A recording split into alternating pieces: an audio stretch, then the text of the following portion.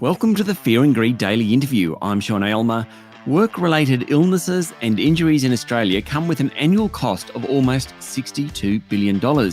We're talking loss of productivity, loss of income and quality of life, not to mention the cost to the health system.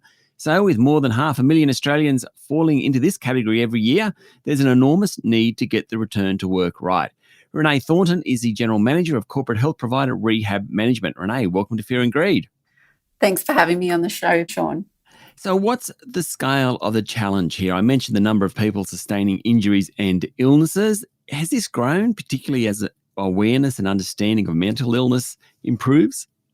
Certainly what we've seen is an increase in psychological injuries being, documented as well as being claimed from a workplace illness perspective. And that is but part of the large growth in the cost that's costing Australian businesses each year. I guess further to that, what we're seeing, or what we can extrapolate is if these costs continue and we continue to see rising claim costs and impacts of work-related illness and injury, then that could impact premiums that employers are paying as well from a workers' compensation perspective. But I guess it just doesn't also include the cost of what it actually costs the employer from a workplace perspective in terms of, having staff available and productive at work and the impacts that can have on the employer and their team. Okay, so we're talking about an individual here, which is sort of prime concern. Also, their individuals' workmates, but also then the general business as well. And then that feeds through to financials in terms of premiums and things like that. So getting people back to work in good health and in a manner that they can sustain is critical. If we go to the beginning of it, how important is it to get the diagnosis right? It is very important to get the diagnosis right in the first instance, but that can be quite a challenge with some, physical injuries as well as psychological injuries that take time to diagnose, but really understanding the person's symptoms and how that's impacting them in their day-to-day activities and what that means for their work is really important to get right in the first instance so that the work that the person is doing is in line with, their recovery and going to promote that sort of early recovery as well and not aggravate or prolong the process. So what is the process of getting someone back to work? So rehab management gets involved. By this time, presumably the individual has been diagnosed in some way or other. Where do you come into it? That's a good question. We come in at, from a number of different angles, usually with, say, a small to medium employer. A claim might have been lodged through the insurer and the insurer decides that, this particular person may benefit from having the support of a workplace rehab provider. In other instances, more with medium and larger employers, they already sometimes can at times have preferred relationships with workplace rehab providers where they will engage early, sometimes even before the claim, has come to fruition. Okay, and then typically what do you do? And I'll give you two settings. One's a manufacturing setting and another is a white-collar office setting.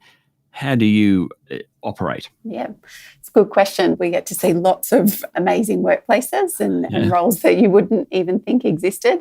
But typically a workplace rehab provider will meet with the worker and their employer or supervisor in the first instance, and they'll do a review of the person's duties. So in a manufacturing setting, that would be, going onto the floor, understanding exactly what that person does. If it's a physical injury, what components of their role are impacted by their physical injury, and then looking at different options for what we would typically call suitable duties that would suit the person's injury and or illness. And it's the same thing from a psychological perspective.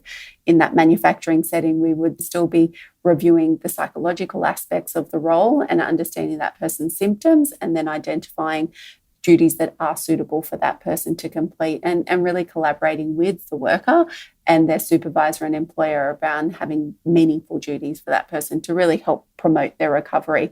And it's exactly the same in terms of what we would do in a white-collar workplace as well. Stay with me, Renee. We'll be back in a minute.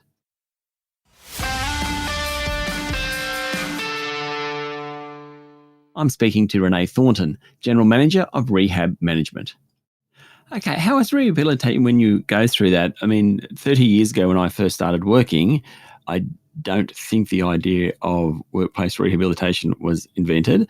And then maybe 15 years ago, if particularly with psychological trauma, there were always a phone number you could ring.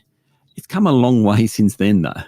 Definitely has come a long way since then. Typically, it's legislated, workplace or rehabilitation to be offered for somebody that has a workers' compensation injury. Rehab Management have actually been around for 24 years, so it's definitely been an industry for a long time.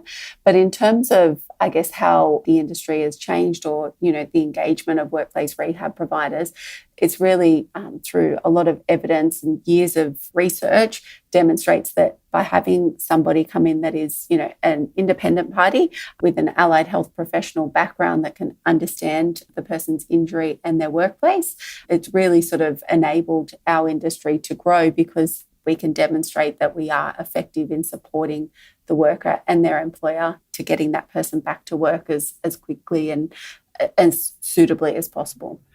Are we getting more people back to work in a sustainable manner?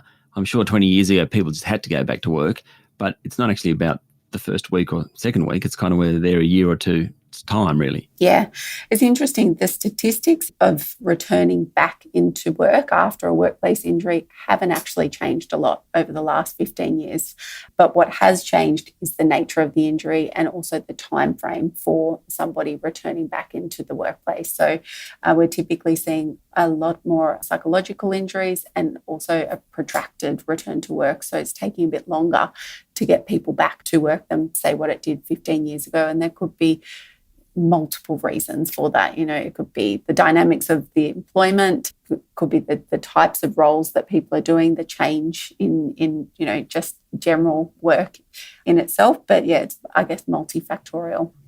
What about the pandemic? What did that mean for the number of people injured at work and for their rehabilitation? Did it go up or did it go down because people weren't in the office or in the manufacturing site? It didn't necessarily change significantly because for, I guess, manufacturing, those workplaces were still, in production generally, yes, with more precautions and things in place. And then from more of that white collar or desk-based work where people were able to work from home, what we actually saw was potentially people working longer hours, more repetitive sort of strain injuries, and also that lack of shutting off from the workplace. So an increase in psychological claims, which could also have been, part of the general sort of dynamics of it was quite highly stressful few years for everybody. That's probably contributed to that impact as well. Okay, so what's the size of the prize? I mean, I've seen some statistics about the return on investment for early intervention, and I think it was for every dollar the return's about $75, which seems too good to be true almost. But is that the case, and why?